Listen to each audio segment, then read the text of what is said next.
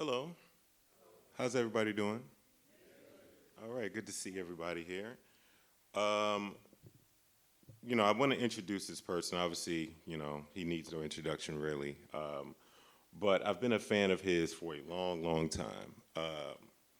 I've been covering music for about 20 years, and I remember a time when jazz wasn't so popular to write about in the mainstream space. People like Robert Glasper Experiment, people like Thundercat, et cetera. I would pitch these people to these outlets, and editors would always look at me like I was crazy because it wasn't like, music that you could easily understand. But I remember there was a time when, we all have heard Kendrick Lamar's To Pimp a Butterfly album, right? Right? Great record. After that comes out, then all of a sudden jazz is a thing, supposedly. It was always a thing. And it made it easier for me to cover, cats like Robert Glasper Experiment, Thundercat, et cetera. But I noticed on all the records that I was pitching, there was one bassist who I felt like was on everybody's record. And I'm like, who is this dude? And it was Derrick Hodge. And I've been a fan of his music for a long time. Obviously, you all are fans of his music. That's why you're here. So please make the loudest noise possible for Mr. Derrick Hodge.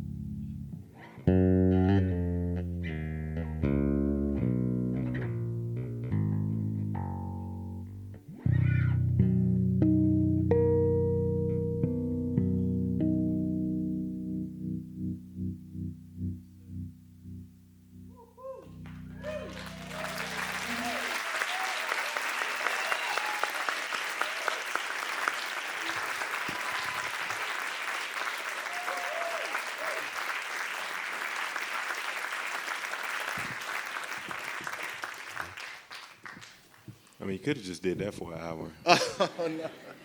You know, I could have just stood over there. But no, so what were you playing? Man, this is that was kind of a mix, man. I tend to do that sometimes. When I first get to the instrument, you know, I try to just get in tune and respect the instrument.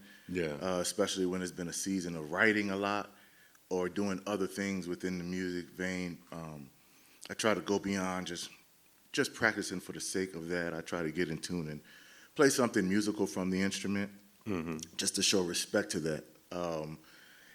So that was just a journey. I went through a little bit of Message of Hope. I went through a little bit of just showing love to, you know, a couple favorite New York producers. I threw in a little bit of, you know, my relationship with Common and Kanye when I did B, and then brought that back to Message of Hope. So it was just a little moment of a mix of it all, just to give people a little journey of my day. And did you have all that planned, or was that fully improvised? Oh, man, that was in the moment. Okay. Thank you.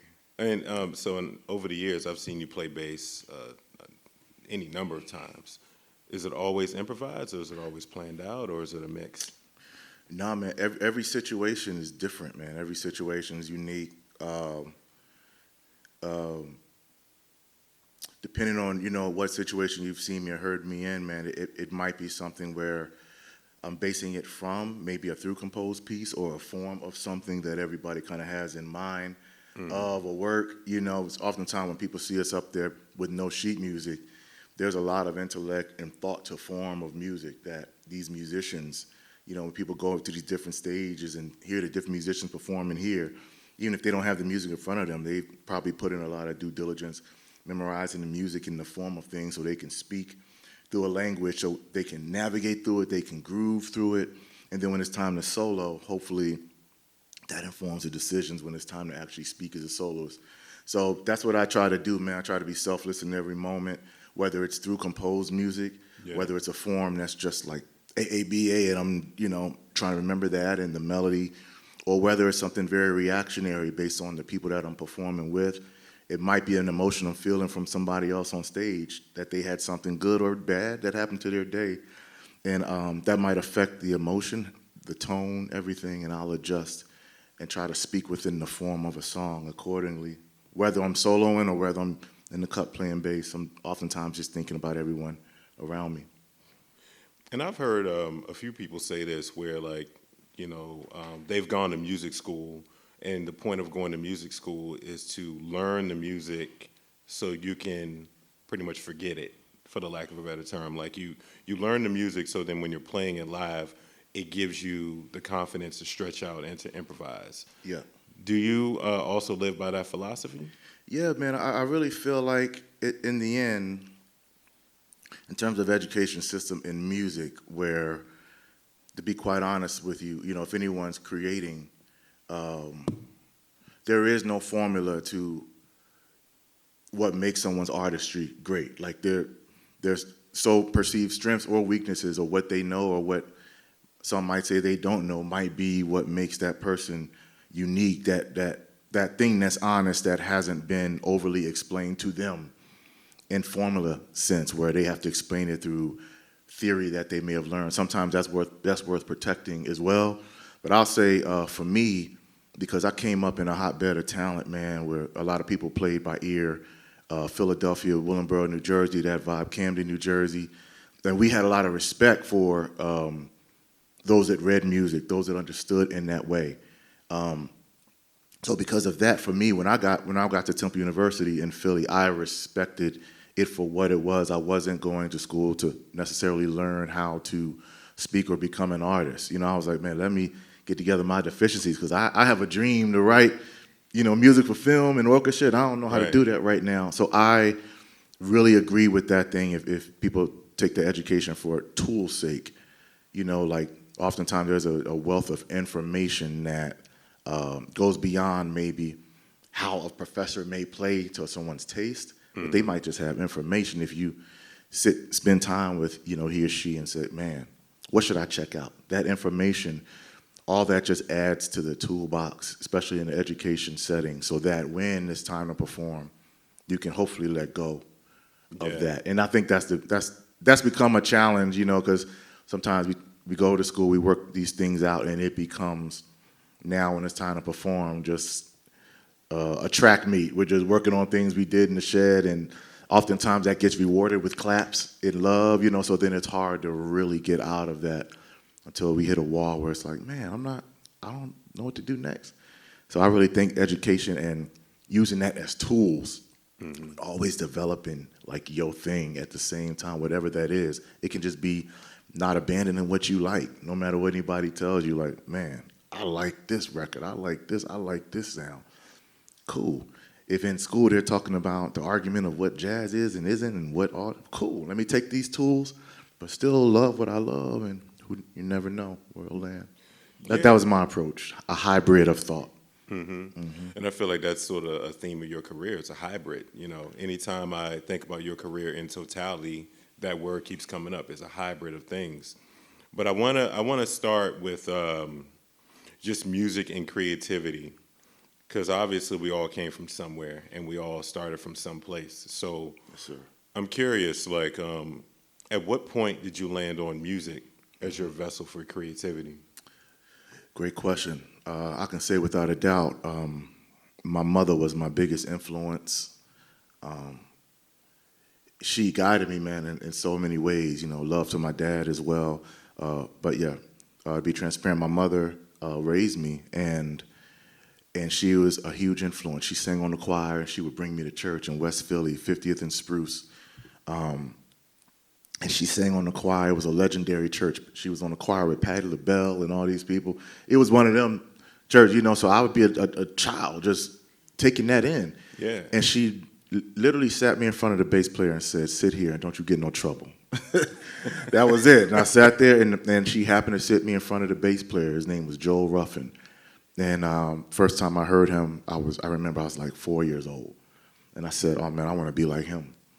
It was that simple. Like it found me. Like I love the sound, and you know, I found out as I grew up, like I was always like beating on things and was in all these things, even from birth. But I remember the inception for me was somebody like literally poured the idea of a sound into me. I just happened to sit in front of him, and it stuck with me.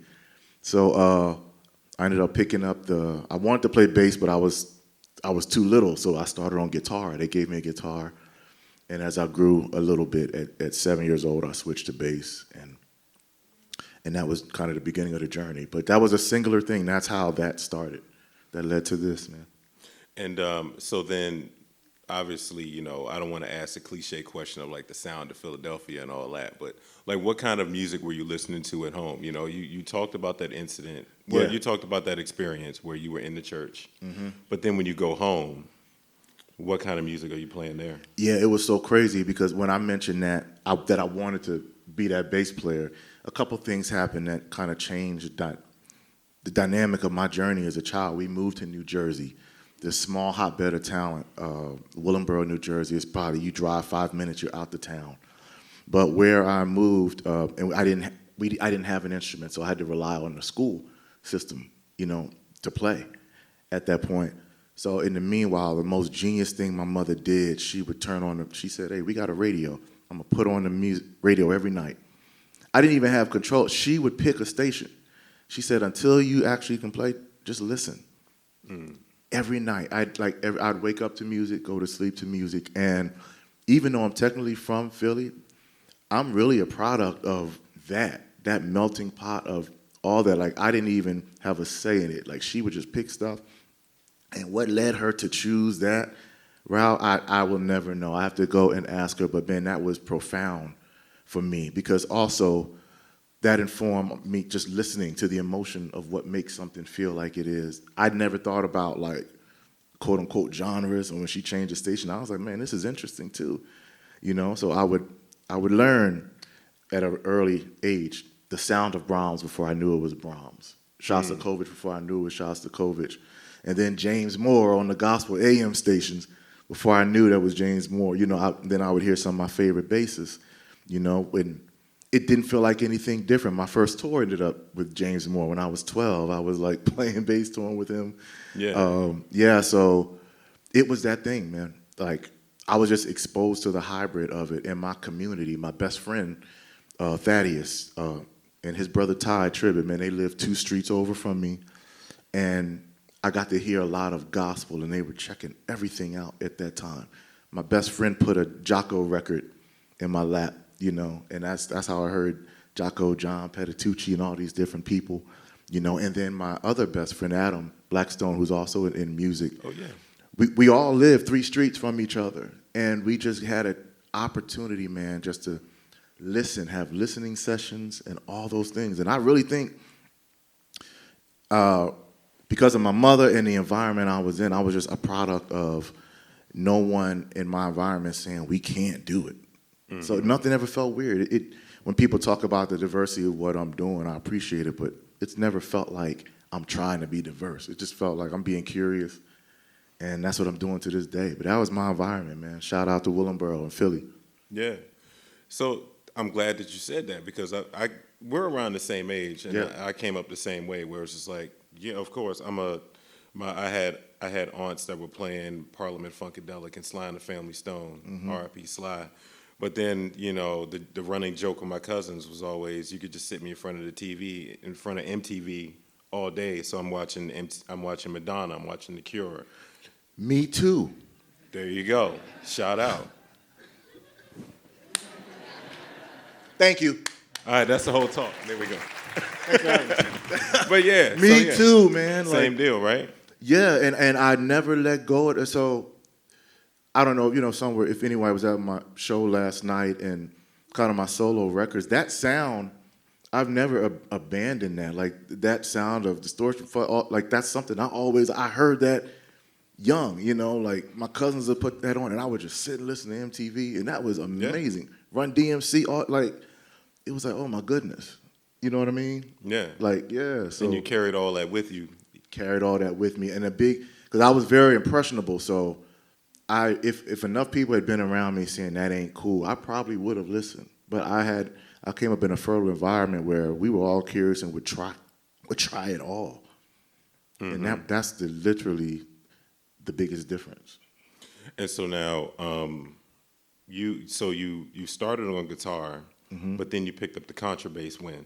I picked up the I picked up the electric bass at 7, mm-hmm, when I got a little bigger, and but there was no room in the band at the time, so they placed me in the orchestra. So I played electric bass at 7 in the elementary school orchestra, and that was another thing that it's just coincidence, man. Isn't that crazy? That is crazy, because yeah. like it found me for real. See, and obviously this might be a silly question, but I gotta ask it. Like,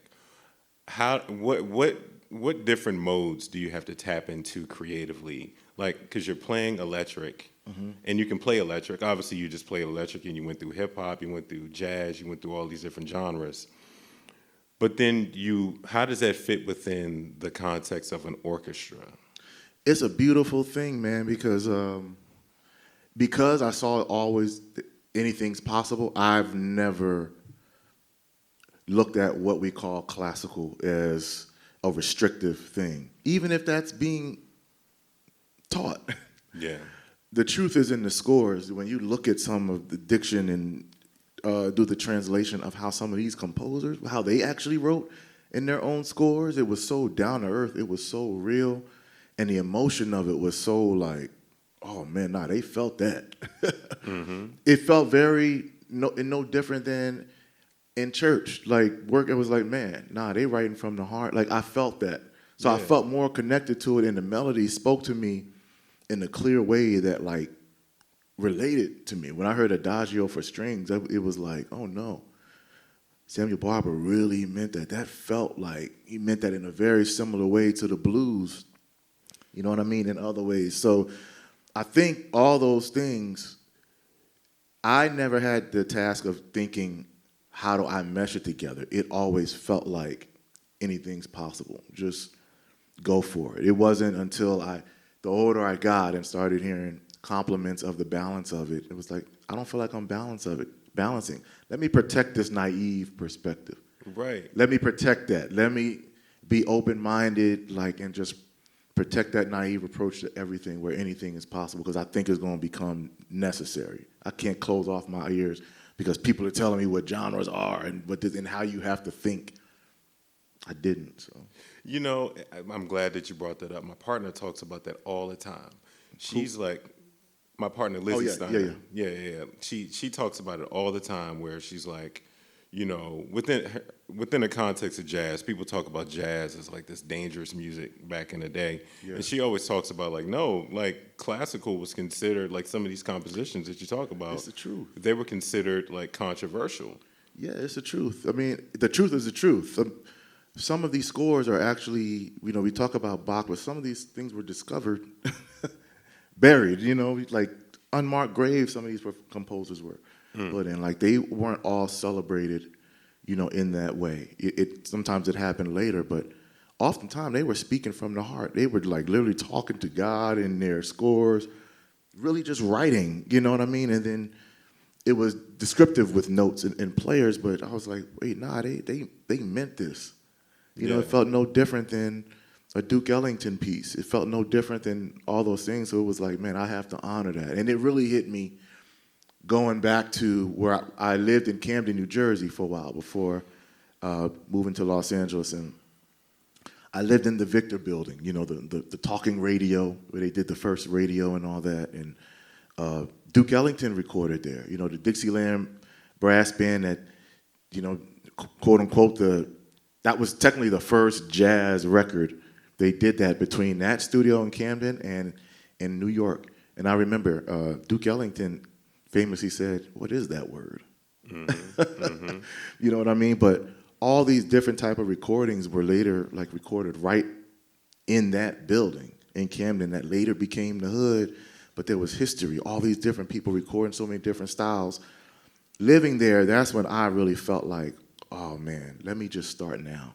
Yeah. I feel this energy around me. And that's when I started literally just writing and composing, and nobody even heard it. I would just write every day. Yeah. Every day.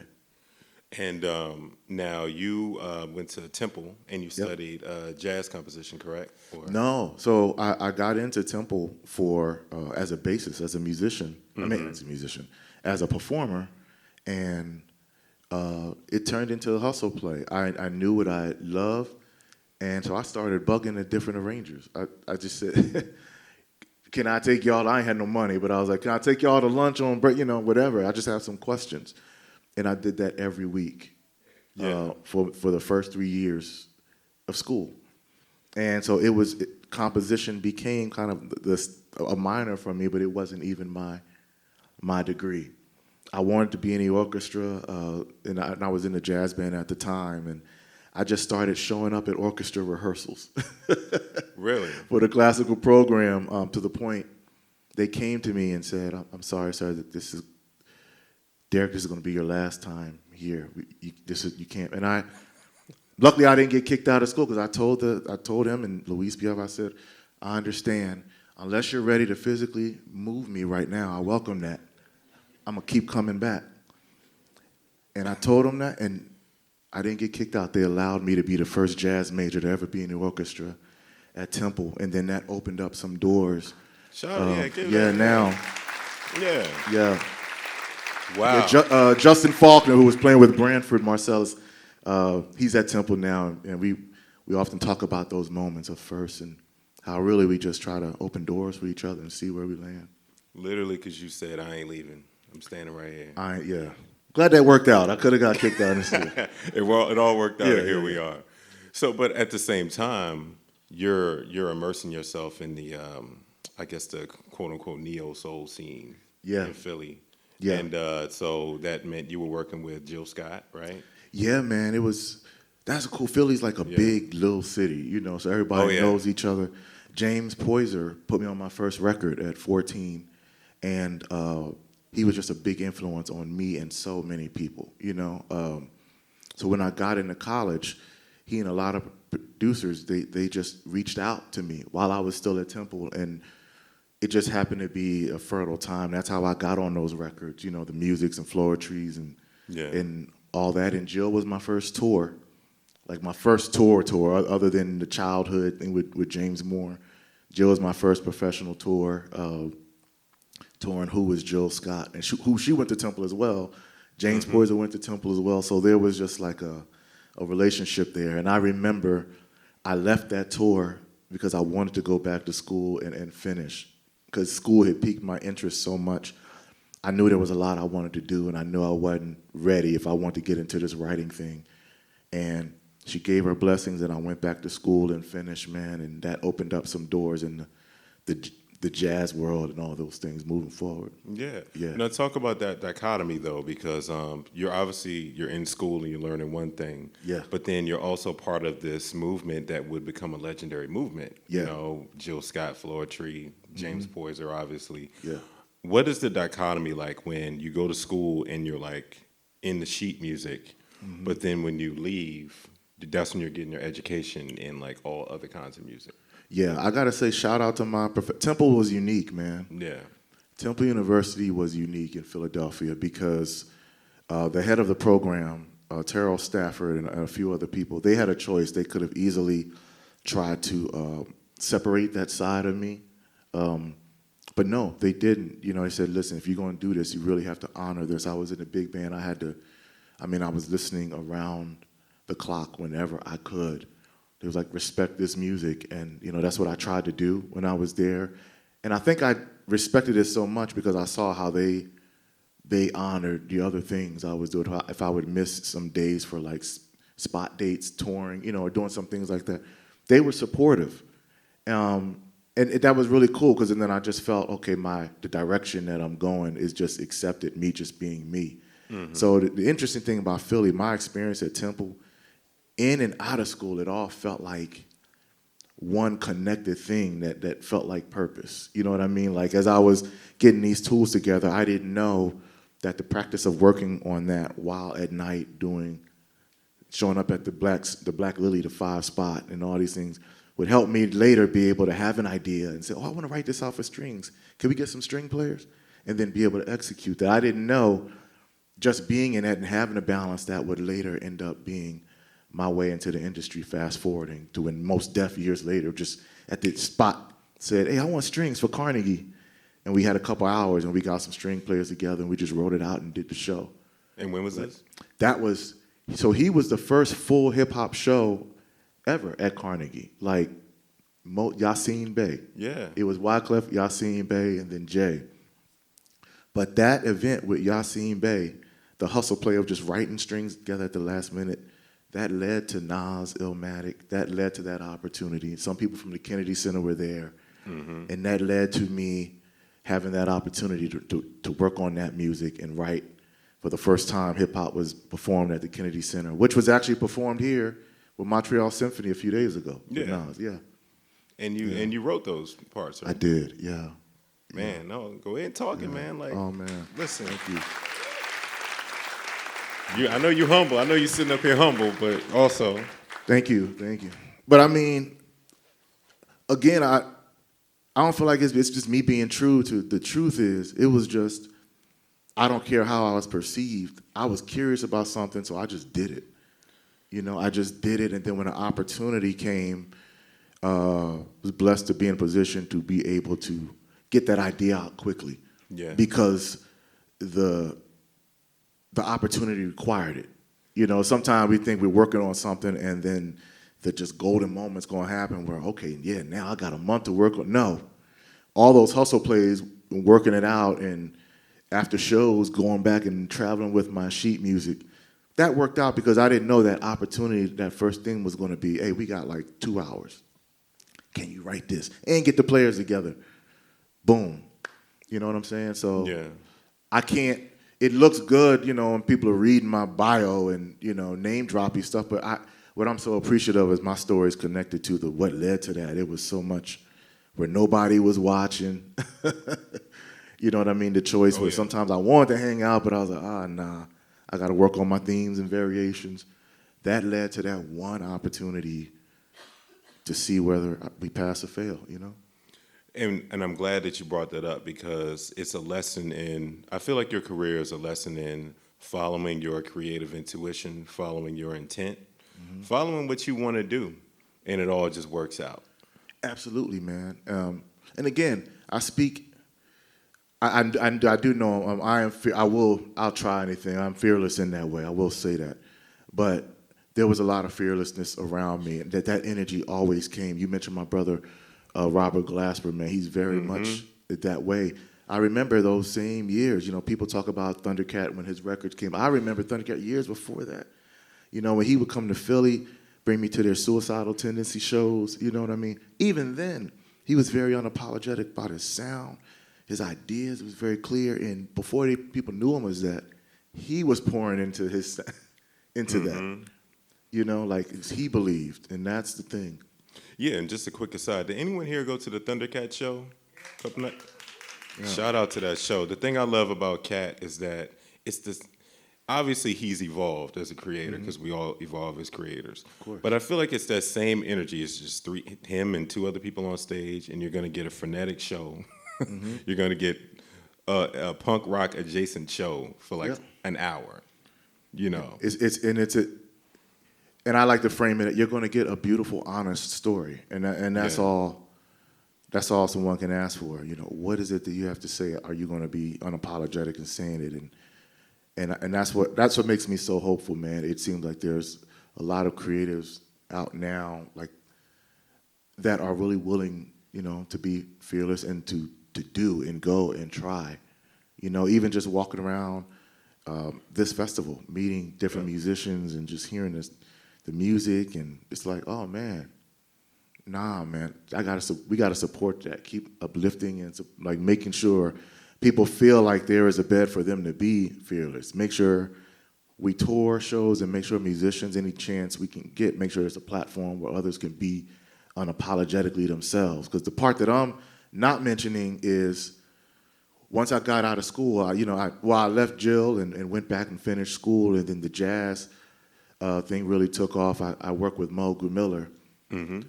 What was just as impactful for me was getting a chance to tour with him, me and Kareem Riggins, and how loving Mulgrew was. Like, he would let us just try all this stuff in sound check. He let us be ourselves. You know, people don't know Mulgrew was one of Jay Dilla's favorite musicians in the world. We'd be in sound check in a club that's probably about the size of here. Jay Dilla's just sitting there, watching Mulgrew, not doing anything, just sitting, watching him play piano for like an hour. You know, and we just show up to sound check.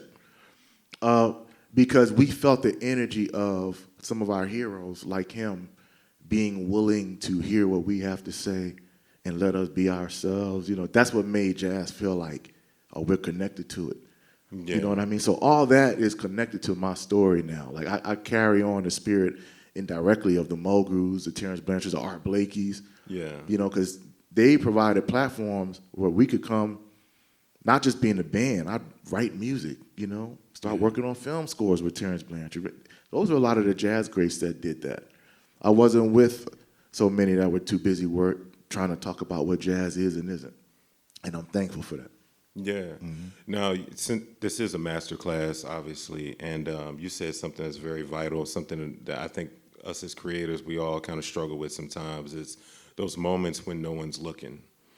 And, you know, it's easy to hop on Instagram or hop on social media in general and just see all the wins. But talk about the challenges, like, you know, you even referenced it where it's like you have opportunities to hang out, but you're like, no, I got to go back and I got to, you know, write these arrangements, or I got to focus on this. What were some of the challenges in the early days, or even still, when no one's looking, where you believe in this thing and maybe it's not fully formed yet, but you just got to see it all the way through? What's that look like for you? Man, that's a great question. That's actually never been asked in that way, actually. I'll say, how do I answer this?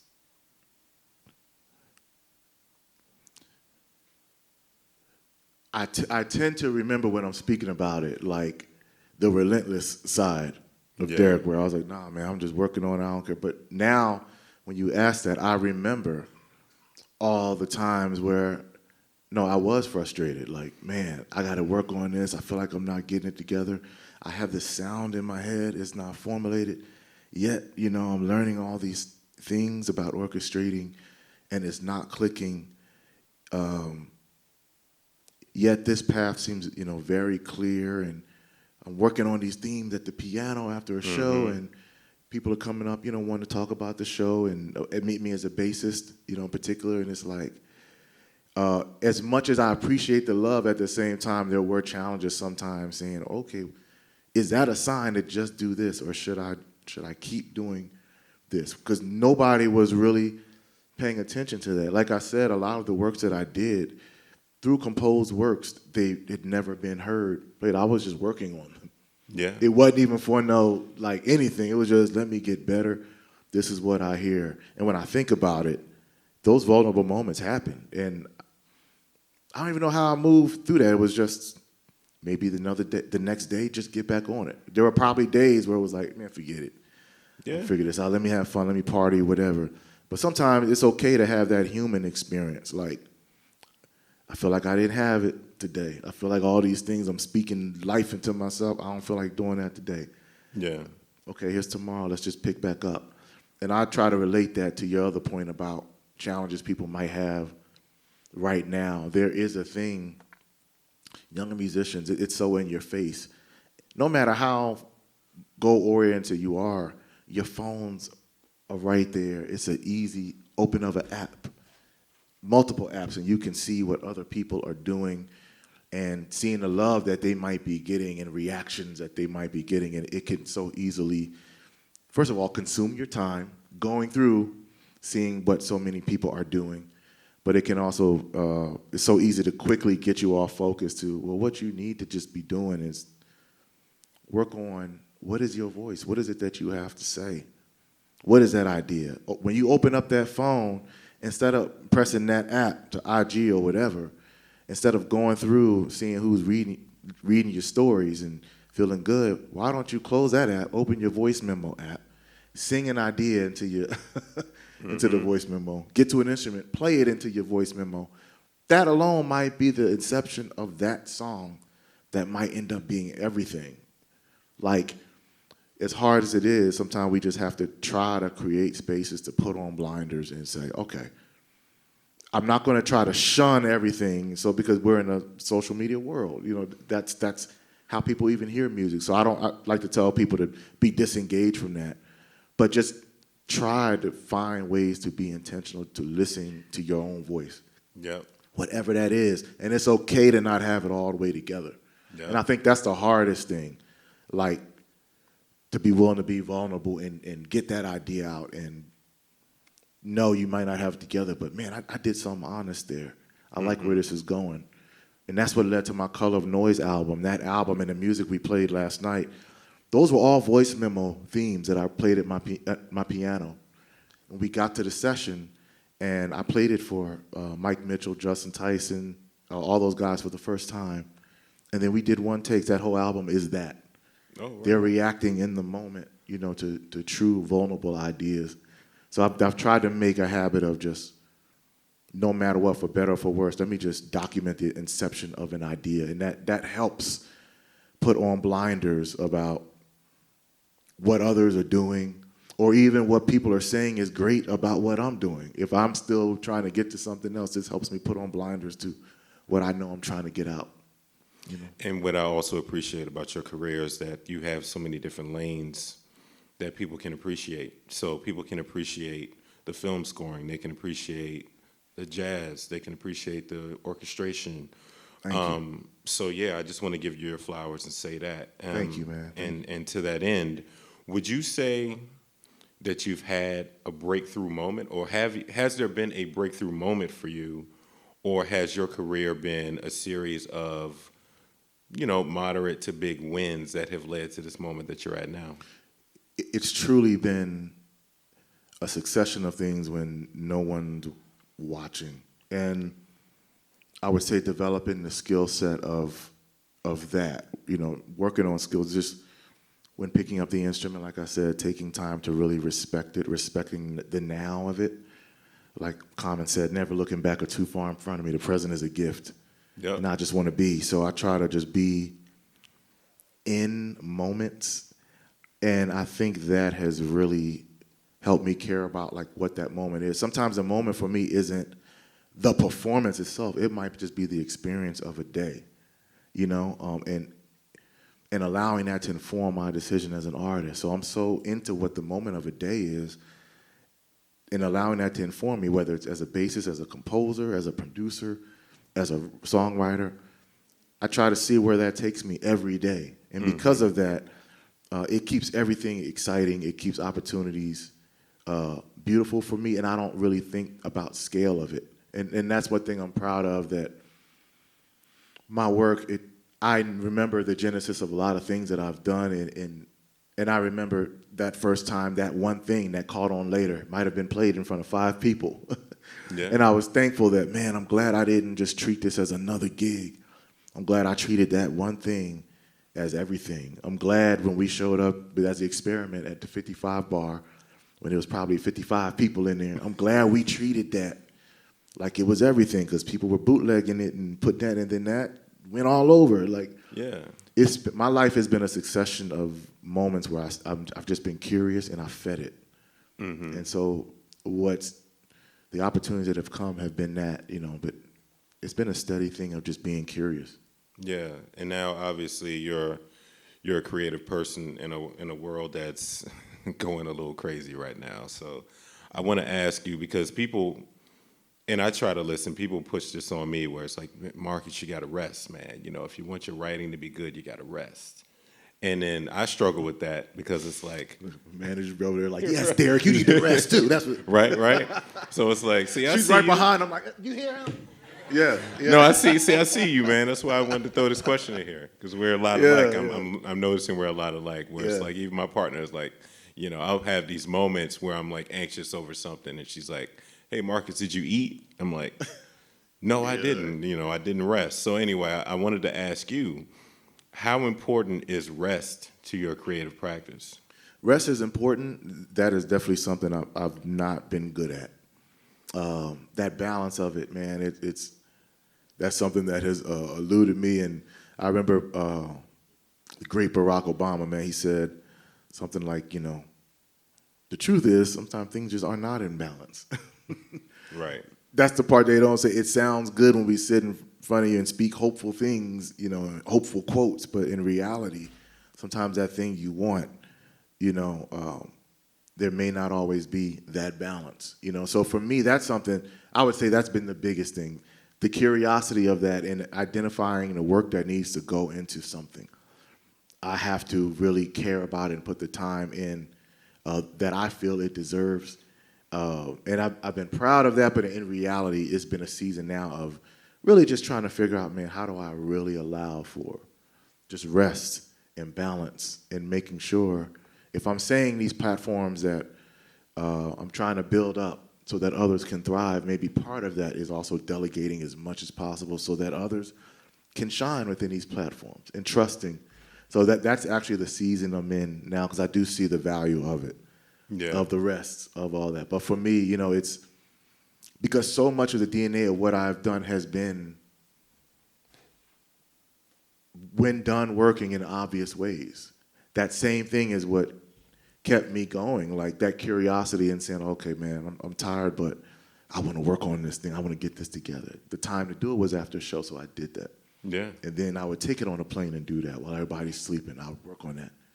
So sometimes it's just an imbalance, but there is a huge value in it, and I champion it. I think it's necessary. Yeah.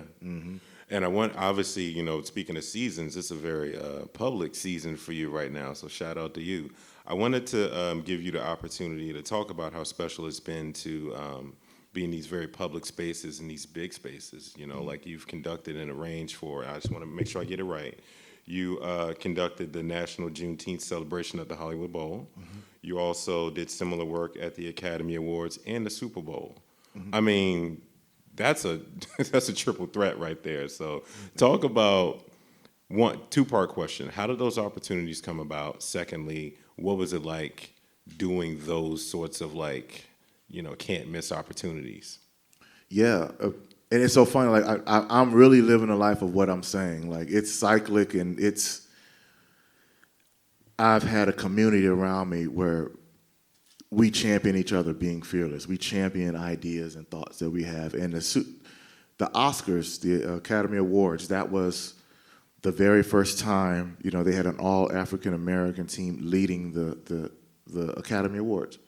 And my brother Adam Blackstone, who I grew up with, he was creative director for it, and it was just a brotherhood thing. He reached out and said, "Hey man, do you want to lead the orchestra? Do you want to be the head of that? Hey, let's go for it." And I would write every arrangement and conduct the orchestra, and it just turned into one of those moments. But it was based off of brotherhood, and when the platform came for someone, reaching out to make sure, we were providing opportunities for each other.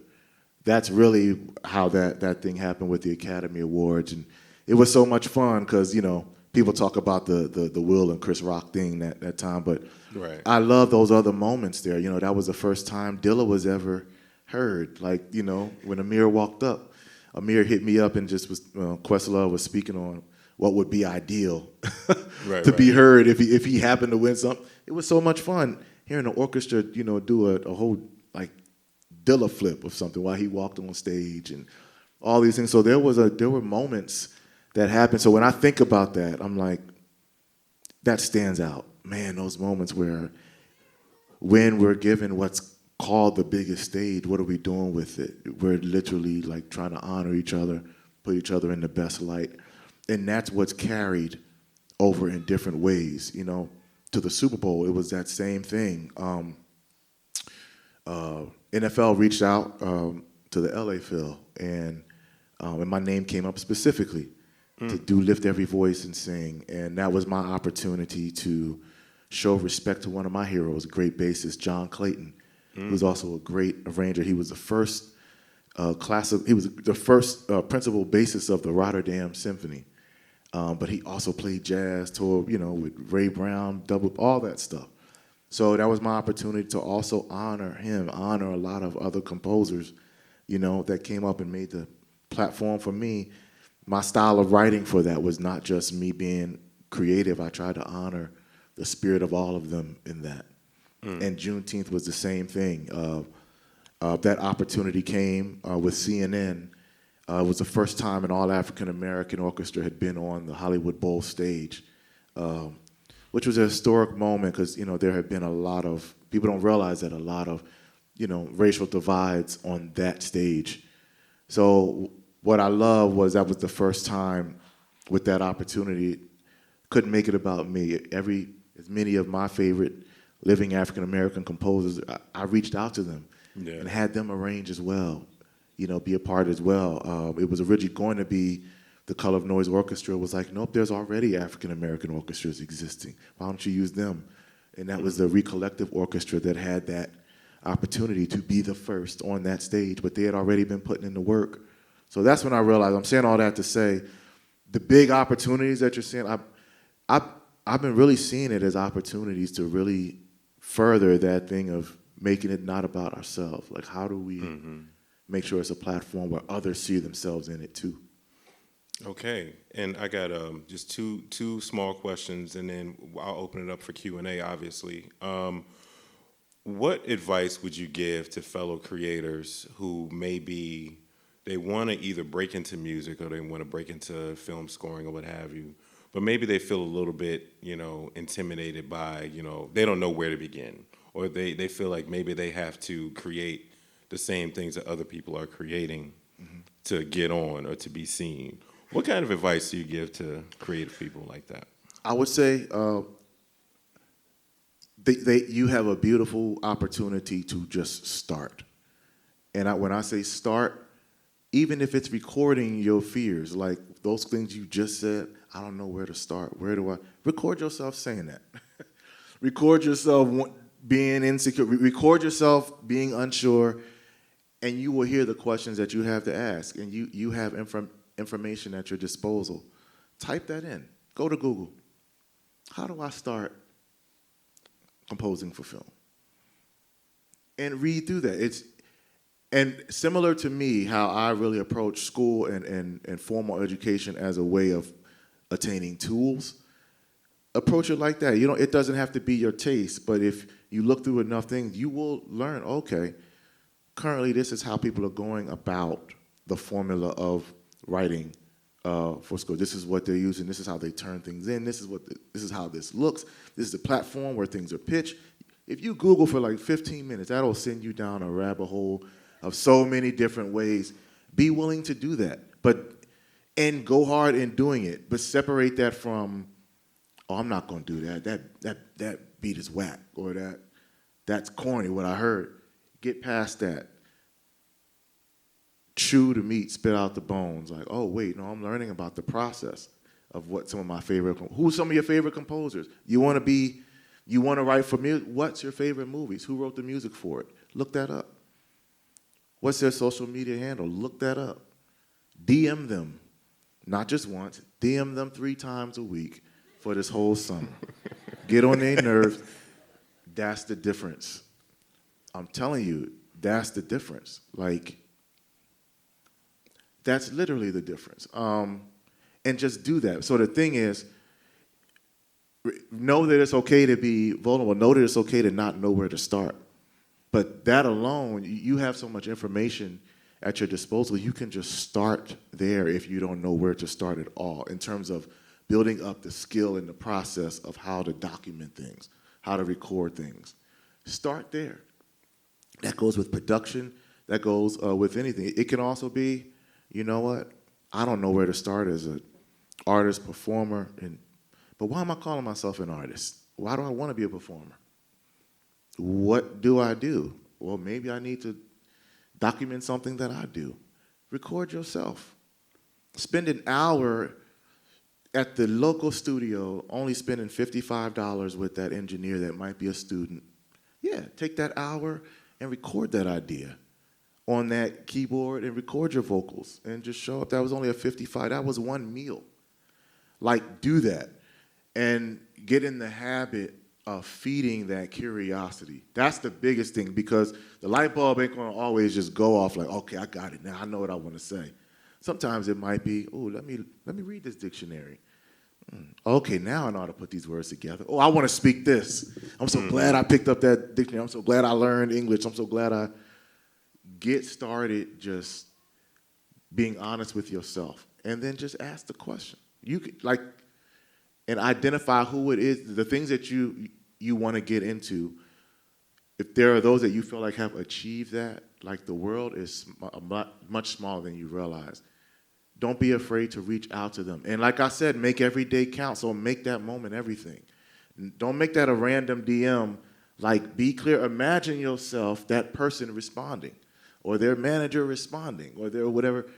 What am I going to do next? Think about that. Have that together. Well, I have a million questions. Boop, boop, boop, boop, boop. Have that ready. At that point, you're now pouring into your own art, and you're pouring into the energy of yourself as an artist, as a creative, and you don't even realize it because you're just putting time in, developing, and one day, creatively, it'll line up. Like Chick Corea, that was one of the things, love to him, man, before he passed, that was one of the things he was reiterating, with me, how, he's like, to this day, man, I'm just working on it, man, and then practicing that balance of letting it go. It's one of my heroes, Chick, saying that, Right. It's that same thing. Just put in the work. And feeding that curiosity is the same, like typing up things, knowing what questions to ask, knowing what questions to ask yourself, and then seek the information from the questions that you find out. You'll be surprised, like, where you'll land in a short amount of time. But you got to put in the work. You can't just be chilling and stop scrolling so much. That's the main takeaway. Stop scrolling so much. Yeah, stop scrolling so much. Yeah. I love it. And now, last question, and I'll turn it to y'all. What have you learned about yourself? Well, first of all, how have you evolved as an artist over the years? And what have you learned about yourself during that evolution? Good question, man. I honestly don't know how I've evolved as an artist. I will say there's been a consistency with. I've tried to be genuine and see every opportunity in front of me as an artistic statement. If I'm playing bass on a record within the context of a group sound, I've approached that no differently in terms of opportunity as the Derrick Hodge that's touring with Color of Noise, at, Montreal Jazz Fest. I didn't separate things in that way. I've seen it all as my art, and I think that's been the thing. It's whether I'm orchestrating, writing original works, like the thing in front of me has always been the thing. So I am kind of curious when I look back a little later, and look back on it and really take time to assess, oh, well, I see growth, here, or I see evolution there in a positive or negative way. But I do believe whatever it is, it'll be beautifully honest, because I am trying to be that. Mm-hmm. All right. Now, I guess first of all, give it up for Derrick Hodge, please. Shout out, man. And then I guess if you all have questions, do we have someone with a microphone? No? I guess we're just shouting them out. Shout out the questions. Okay, so if anybody has a question, raise your hand. Yes? Hey, I was just curious how you might go about, how you personally go about either your backline or personal bass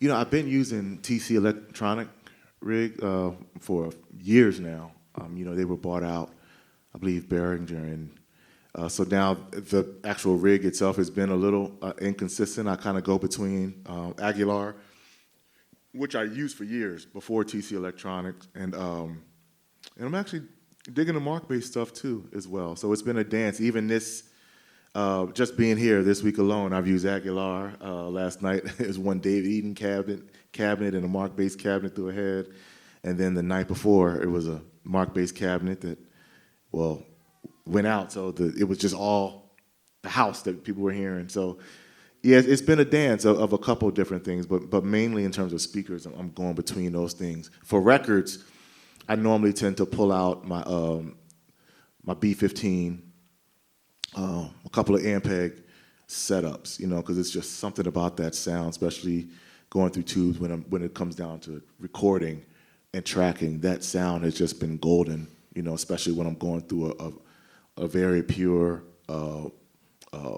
mic pre-source that I can push in a very unique, colorful way. I tend to go Neve and just try to keep that signal path that way, whether it's electric or acoustic bass.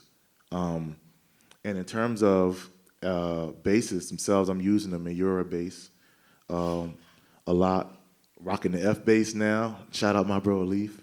And when it comes to records, again, I use. I might pull out the Fender. I might pull out a number of different instruments. That's kind of been part of my journey, being in the moment. Like there was an R+R=now record that we did, and my approach there was, man, I'm going to ask them to just bring some basses from a company I'd never used before the day of, and we did a whole record from basses that had just arrived that day, and we just explored in that way. So that's kind of been the journey now, man. Just having some core things and going between those few amps. In terms of pedals, my signal path is normally between MXRs in some kind of way. I believe what y'all heard might have been, what did I have up there? The phaser. And actually that octaver that I use, I didn't use that last night, but that MXR octaver is really cool. That as well as like the gamma fuzz distortion, and I love the electro harmonics. Mm-hmm. And of course the TC, those legendary delays. I used to use that a lot. I haven't been using them as much now, the flashback delays and that type of thing, but yeah. Hey Derrick, when did you realize you weren't just a bass player, and what were your next steps to make that transition to like composer? Man, good question. I gotta be honest, that was probably the constant from my whole, I don't remember ever thinking that I was just a bass player.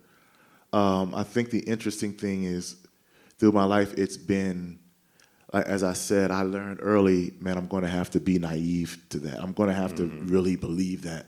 I see value in that, just saying, oh man, you can do everything. My mama done gassed me up and said, you can do everything, and I believe it. Oh, the older I get, I'm running into people that, they honor certain sides of me, which I appreciate in its own way. But I identified early, like, you can exude certain sides of yourself, and certain sides of yourself might take off, in terms of what you're known for. But that didn't affect actually how I saw myself. If there was ever anything I was curious in, I actually did it.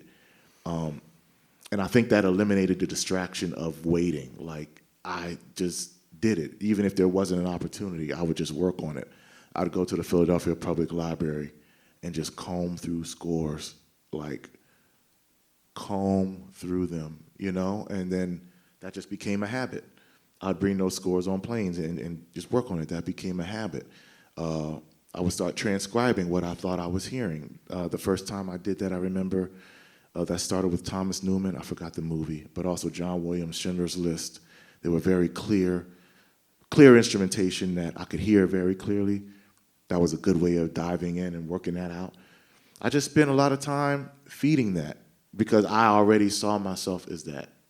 I didn't see the opportunities yet, but I saw myself as that. So it was more so, how do I protect that? And the opportunity started coming, but my process to this day has been that, just protecting that. Yeah. Creative block, like what's your approach towards that? To get over it, or just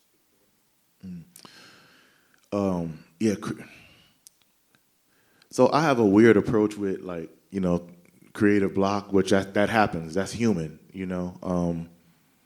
But I don't often see that as a block. I might see that as, okay, it's time to chill. Turn on ESPN and listen to Stephen A. and just chill out, And sometimes that's the answer. Like, just being honest with yourself. That's the thing I'm preaching. Like, just be honest with yourself. It's okay to be human and have those moments, but just be willing to not stay there. That's the thing. I think that's the hardest part. It's not maybe what we're calling a creative block moment. It's you know what? I think I'm having a block, but we'll be cool. Let me go to something else. Let me do something. Let me go out and run. Let me do something else. Play with the kids. Let me move on to some other idea. That's something that has nothing to do with that. Maybe I won't touch anything for a while. Let me put on one of my favorite records and just listen and discover something new. That might bring out the joy in the music again that I just love, and that might make me go back and approach this other thing that I thought was a block, and I'll be like, oh, shoot, I don't remember the block now. Let me just go. The hardest thing is just acknowledging that and just saying, okay, let me allow that to be. Let that be a moment right now. Go to something else. But you got to be willing to come back and work on something, because oftentimes the genesis of something there's a beauty in that, and that's worth protecting. So sometimes that requires not abandoning too many ideas. Maybe just acknowledge you've hit a wall, go to something else, and trust that you'll come back to something honest. Okay, I see where you had your hand raised, so. Oh, no, behind you. I'm sorry. Yeah, behind you. I'm sorry, real quick, back to the thing about the bass and how did I see. That's a very necessary thing to speak life into yourself. Always speak to yourself. What is it that you want to do? Like, whatever it is that you want to do, put on blinders, listening to your own voice. If there are things you're into, just do it. It doesn't really matter what other people might be thinking. There's nothing wrong with people thinking those limited, I don't want to say limited, those specific things of you, because maybe that's all they've seen of you. Maybe that journey of you is all they know. So it's on you sometimes to just keep feeding it. You know what I mean? Yeah. Thank you so much for following your passion. It's very instructive. Thank you, man. As a band leader, as a collaborator, I wonder if you can walk us through your specific nuance in terms of how much you open the space for your collaborators to share their ideas, and when you have to say, actually, we're going to go this way. Mm-hmm. Yep. Mm-hmm. So let me speak to Color of Noise specifically, because that connects to me as a band leader and a different initiatives. Color of Noise was about COVID hit, and a lot of people had free time, and there's that time, you're on social media, you see a lot of things maybe said about you, and it was interesting. That was a time where I see, oh man, I really am known to many as this, that. It's interesting. And sometimes it might be contrasting things. And it was like, instead of fighting that, let me just allow that. That's a part of who I am, the melting pot. That's been me, as I said, from day one. Let me embrace that. What is the beauty of something? Those contrasting things, what makes them contrasting? What is noise? What does beauty look like? That's all relative. So that's where the idea of color of noise came from. And I decided really early it's worth protecting that. So that went into even how I recorded the Color of Noise record. It became about self-love. The ending song on that record was by Jahari Stampley. It was a solo piano piece called You Could Have Stayed. I had just met Jahari. He had just arrived at the studio probably 15 minutes prior. He still had his coat on, his backpack on, everything. I played an idea for him as soon as he got there, and I said, yeah, man, just play. What do you think? And that ended up being how we ended the record, but it was symbolic about what I want to exude as a leader. Self-love, acceptance. It's been made clear to me there's something about maybe my spirit and my personality that is connected, to the music. It's for me, it's bigger than just the sound and chops and playing. It's also about an environment of love and hopefully everyone having an experience every time they're in it with me. How do I make that infectious where anybody that's on this journey with me, they feel emboldened and to really fearlessly be themselves, like the amazing Mason Guidry and Yuki and all those guys. I learned I have to protect that energy as a leader. So that's the biggest approach. These things that I say I want to be about, how do I protect the energy of that in environments? Because I'm a composer. So sometimes I don't want to say the easiest, but the clearest way would be just through compose or over-describe, because I know musicians are talented and can do that and read well. Sometimes it's, okay, how do I protect that idea as an artist? Create room for them to be themselves. So as a leader, the biggest thing has been knowing what to say and what not to say. Starting with love, trusting that people have put in the work.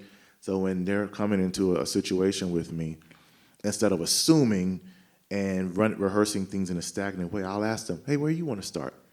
What do you feel? We'll go through the stuff and I'll be like, how do you feel about that? How do you feel about the voicing of this? How about you take over this melody? How about you?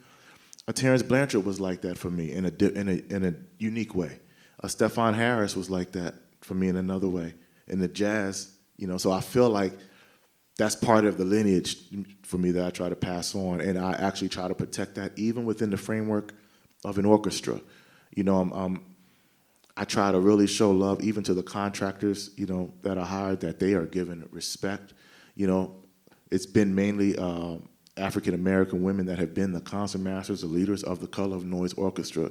That's been a way of honoring them, honoring the spirit of my mother, the fearlessness of her, so that they always feel like it's a safe space for them. Not just African-American women, that your voice and your fearlessness in protecting us is heard and seen. So how do I protect that within an orchestra element? It's been that, making sure they feel comfortable, demand things. So what I try to do in that case, because I know what world they're coming from, is symphonic players. You can be hopeful with all this. You need to be descriptive. So as a leader in that sense, I can approach it with what we call jazz, that perspective, knowing, okay, they'll get it, they'll get the vibe. No. I try to honor what I'm trying to be ambitious about as a leader with them by being almost overly descriptive, overly marking sections, overly marking things. If anything goes crazy, they're seeing even what lyrics of songs are, so they know where to go. You know what I mean? Like, they know how to phrase things. I don't waste time. I make sure I'm giving every bowing.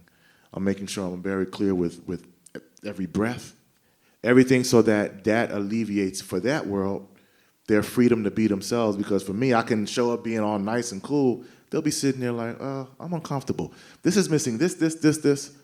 So that's a form of protecting Color of Noise in that sense. And that's been the main thing as a leader, really seeing the value in an environment that I'm trying to foster within different frameworks, which is translated within an orchestra, within a band, eventually within Color of Noise, the sound of film and everything. I'm really trying to bring that idea of self-love. You can do anything, even in the Masterclass format. Those are all connected to what I've been pushing as a leader, protecting an environment. Yeah. All right. I was trying to get aside some love. I didn't see any questions over here, but okay, it's like all of y'all right here. Okay, cool. Thank you. As a composer, how do you balance the self-critic and knowing when an idea is meant for the floor?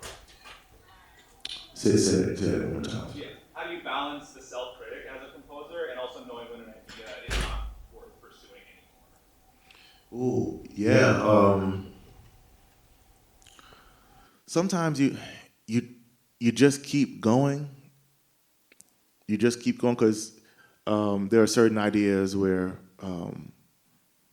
as it's developed, and I've gone through. Okay, man, how am I going to phrase it? How am I going to frame this? What's the spirit of this? As I go, I'm like, man, I don't know if I want to. I don't know. Just to be willing to just stop and just say, I don't know. I don't know where I want to go with this. But sometimes saying that relieves the pressure of me feeling like I need to finish. Even though I know I'm going to go back and hustle and try to get to it. In that moment, I'm all the way in like, I don't know where I'm going to go with this. And sometimes I let it go. But when I all the way am honest with myself, I don't know if this needs this or this needs more or less. And when I completely let go, sometimes the sound of something else, when I've let go, when I go back and revisit, it now informs a decision making like, oh, shoot, that's what it needed. You know what I mean? So I would say allow life to be beautiful for you as an artist. Like sometimes you'd be surprised by just allowing the day to evolve, how that will inform your decision making. But it's a very human thing to sometimes not know when to stop. That's okay. And sometimes it's maybe overdoing it because we'll work things out, especially if you're talking about through composition, not playing stuff in. I'm like really writing it in. It might seem dense, it might look dense, it might feel very unbalanced, and then you hear it played, and then it's like, okay, oh no, this might be just a little too clustered. Maybe the magic of this, I was hearing everything, but the beauty of this might be really going through in a dance of phrasing. Let me reposition this. Take this thing that I thought wasn't clear, now put that within the woodwind family, and instead of just blanketing, having the strings play low, let me make an espressivo cello part that marries with what they're doing and just bring the violins down, maybe no bass at all. Now all of a sudden, the information is still the same. You might have just reworked it and removed it, but the music is still there. Now it's speaking differently. You know what I mean? That might be the thing too. Sometimes if you want to hold on to an idea of something, allow it and say, okay, I've hit a wall.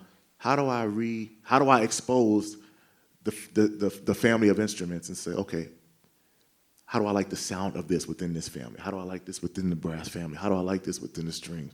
Maybe it needs to be solo moments without fully exposing the full families. And then how do I create a bed? Maybe just oboe and bassoon with viola, those things. That's when it becomes fun. So sometimes that rut of not knowing when to stop or finish can become a new way of exploring too. But just allow for when those walls to happen, and then revisit with a fresh, set of eyes and ears. Mm-hmm. All right, got time for one more question. Yeah. Yeah. I'm sorry, your story feels like a succession of opportunities. Yes. But has there ever been a no, something that you really felt like this was for you, but you got a no, or maybe a not good enough? How did you combat that? How did you deal with that and then bring yourself back to what your mother put into you? Yeah. So at 16 years old, as an adult, the no's I don't remember. They probably existed. I'm sure they did. That's the thing. I got weird as an adult. I was like, okay. My spirit said yes, so that it was what I started to listen to. But as a teenager, I think what affected that was a big moment in my life. I'm so glad you asked that. When I was 16, I was out at GMWA. It was like this big gospel music workshop, and I was so excited. The whole church went out there. They were rooting for me. And there was a last rehearsal, and the head of the choir came to me and said, man, I just want you to thank you for your time, man. Here's $20. Just thank you. We got somebody else. That happened. And it was in front of everybody there rooting for me. And then the concert, the live recording was that next night. And I was crying and all that stuff, and my mother she was like, well, we going. Support, be there for everybody else that was there. But I was crying, I'm only 16.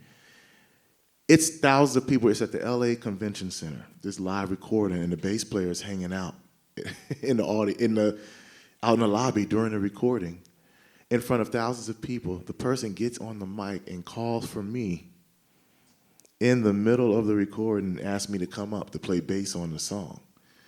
And it was a big moment. Everybody starts clapping, and you know, I'm 16, I go up there.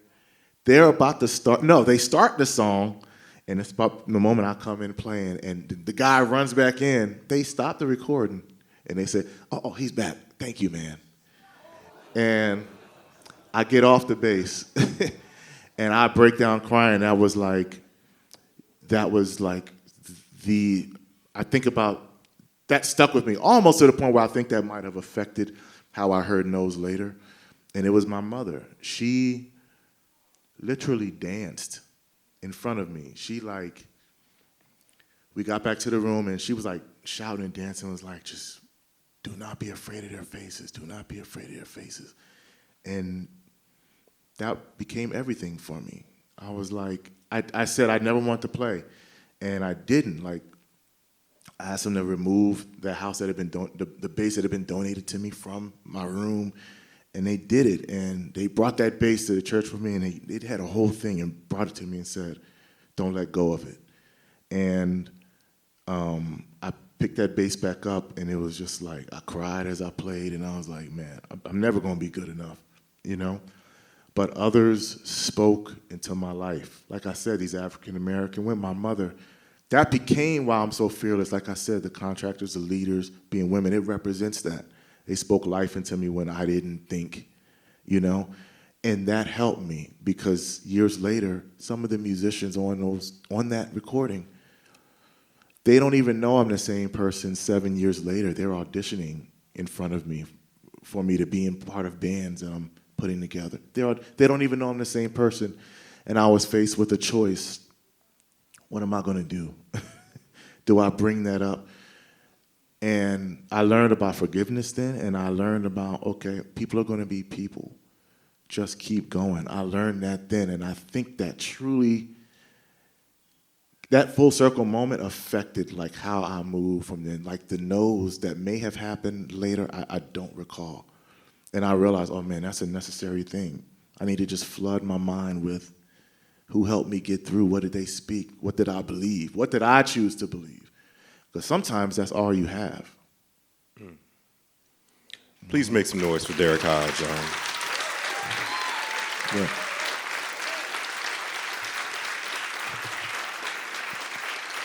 And give it up for yourselves too, by the way.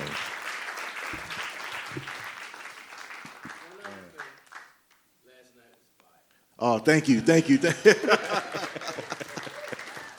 we go. Yeah. Are we about to be kicked out or something? Well, they said 5. You know, I don't know. Do we have some overtime?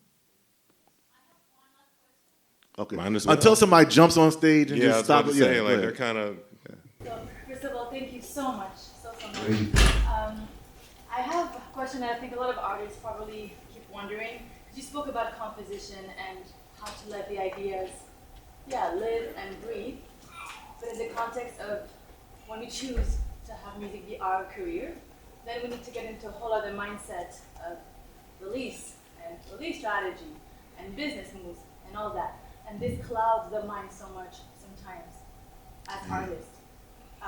So I'm curious to hear from you, like how to balance this. Do we get into specific, like 2 different hats, the manager in us after the artist in us? Or does the artist need to think a bit like a manager? Yeah, I'm curious. Yeah, so I feel like that's a two-part thing, like, because sometimes it comes down to, especially now, where you have so many tools in front of you as a performer, as an artist.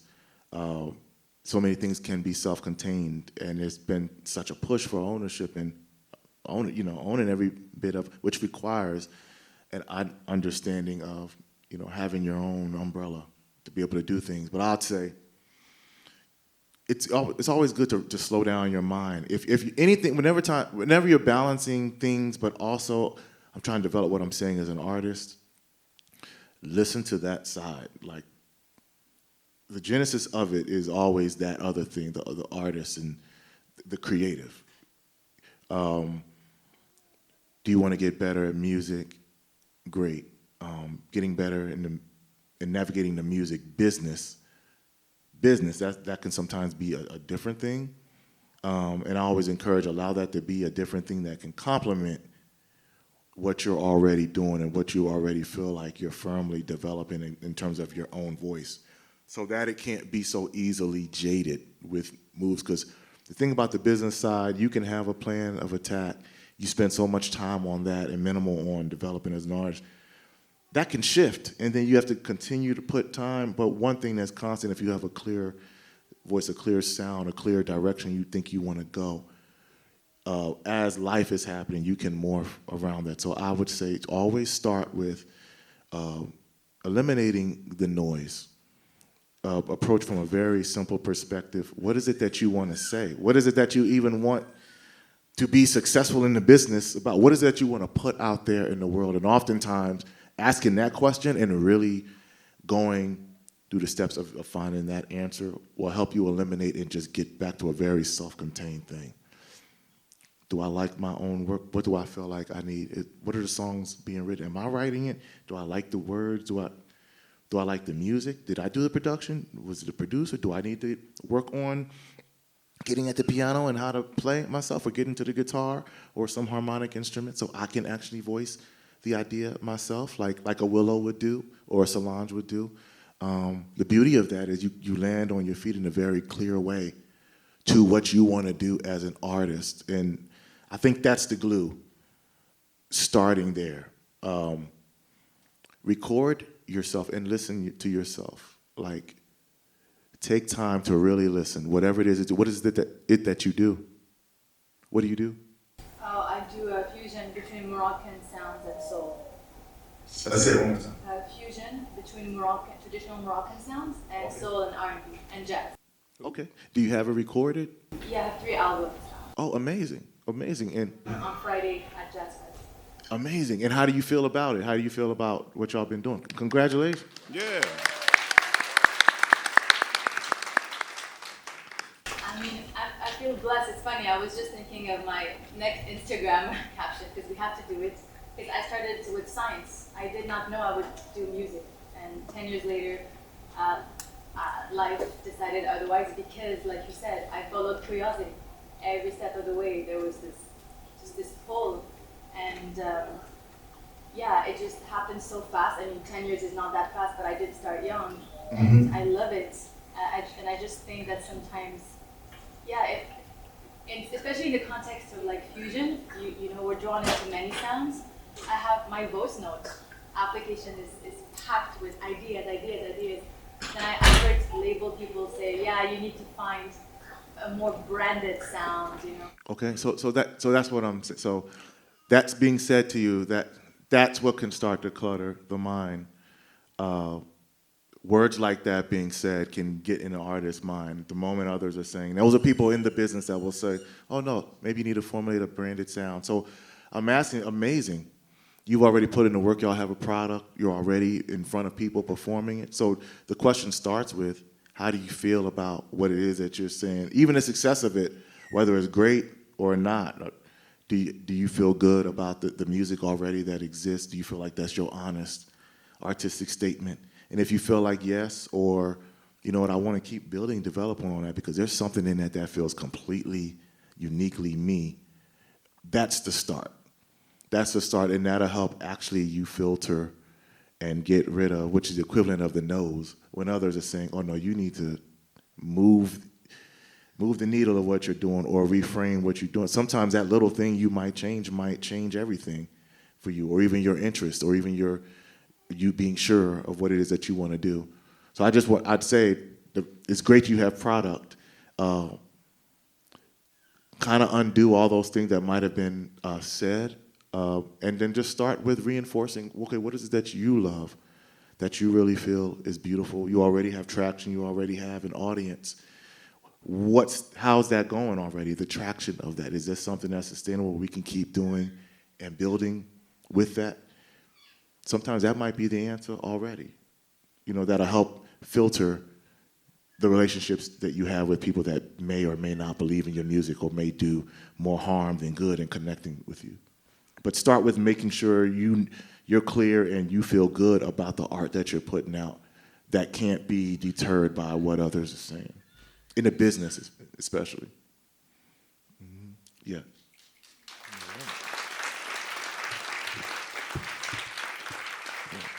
Okay. I think that's it. Is that it? That's it. That's They it. told us that's it. All right, see you. This was so much fun, though, man. I appreciate y'all.